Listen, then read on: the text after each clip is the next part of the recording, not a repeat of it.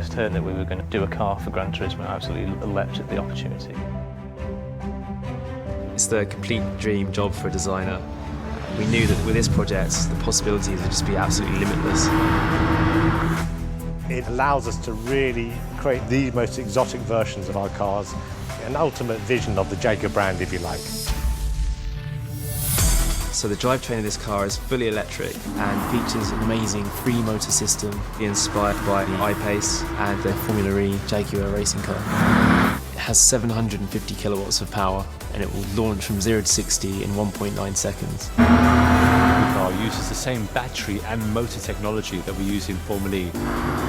Vision GT is, we're not limited by anything. It really is an opportunity to think, what could the ultimate electric car be?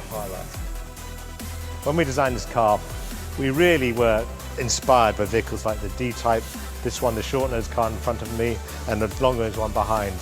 These cars are about beauty. They're about engineering and art coming together, the ultimate expression of form follows function. We studied the shapes of these cars. We chose between different graphics that those cars have. We really wanted to get that feeling into this car, but still make it feel like a car from the future. We love the way these cars are constructed, and we want to do that in a more modern fashion. So we decided to make this car out of carbon. And we want to do that in a more modern fashion.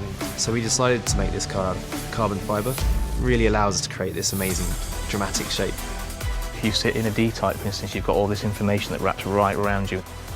I really wanted this kind of dramatic sweep that moves a little bit like Saturn's rings around you and back down again, so you've got all your information and functionality to hand. It has a really nice grip to it.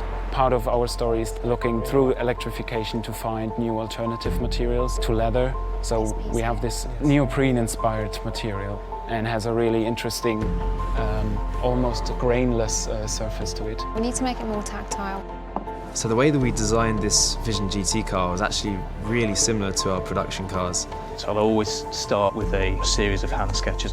When I've got something that I'm happy with, I'll just scan that in, and then I will start to render that into Photoshop. And then you might go back to paper and sketch over that. You might then scan that in, sketch over it on the computer.